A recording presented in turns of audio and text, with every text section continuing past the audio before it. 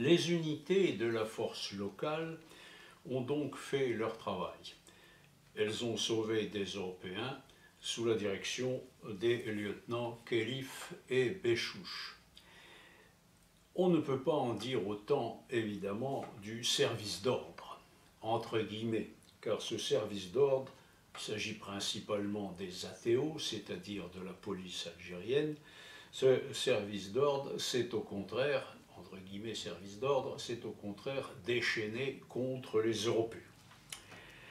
Ajoutons à ces protagonistes déjà cités des commandos de civils musulmans se déplaçant généralement en voiture et qui vont s'avérer également très malfaisants au cours de cette journée du 5 juillet 1962 à Oran. Ils passent en voiture, tirent sur les Européens qu'ils rencontrent, parfois descendent de voiture et les lynchent, ou encore les entraînent dans leur voiture et les emmènent avec eux. En d'autres termes, ils les enlèvent. En ce qui concerne les chiffres des victimes de cette sombre journée du 5 juillet, je ne peux que recommander la lecture du livre de Jean-Jacques Jordi intitulé « Un silence d'État » et dans lequel il fait une recension très précise des victimes de ce jour et qu'il établit, qu'il évalue à 700 pour les Européens, à la fois personnes assassinées et personnes portées disparues. À quoi il faudrait ajouter, selon lui, une centaine de musulmans, également victimes de cette journée, les uns parce qu'ils étaient pro-français et d'autres vraisemblablement parce qu'ils se sont trouvés à un moment ou à un autre en situation d'indiscipline vis-à-vis des militaires algériens ou des policiers, lesquels ont pu les exécuter sommairement dans la rue. Les personnes enlevées vont être réparties en deux groupes. Les Européens enlevés vont être répartis en deux groupes, l'un qui sera conduit au commissariat central d'Oran, l'autre qui sera emmené dans les quartiers musulmans, et tout particulièrement à un lieu dit Petit Lac, endroit où ils seront exécutés dans des conditions horribles.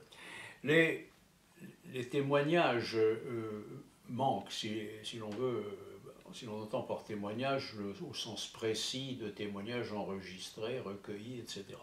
Il y a un témoignage enregistré d'une jeune musulmane, enregistré par la Croix-Rouge.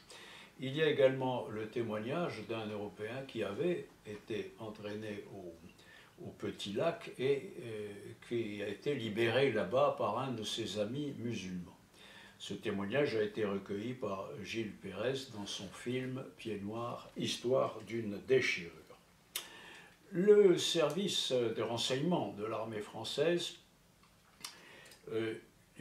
comme j'ai consulté les archives de l'armée française, je peux en parler, le service de renseignement, le deuxième bureau de l'armée française n'est pas resté inactif pendant cette journée. En particulier, une reconnaissance à vue par hélicoptère a été effectuée et les photographies prises d'hélicoptère montrent très clairement au bord du Petit Lac une douzaine de rectangles qui correspondent à des tombes fraîchement creusées, en somme à des sépultures improvisées, pour ne pas dire des charniers. Il y en a une bonne douzaine, ce qui donne une idée du nombre de personnes qui ont pu périr et être enterrées sommairement à cet endroit.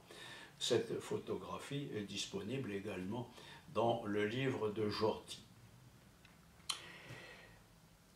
C'est donc ainsi que se présente le déroulement et les protagonistes de cette journée de massacre. Nous allons maintenant voir plus exactement, dans une prochaine vidéo, ce que fut l'attitude, le rôle de l'armée française, très exactement, durant cette journée.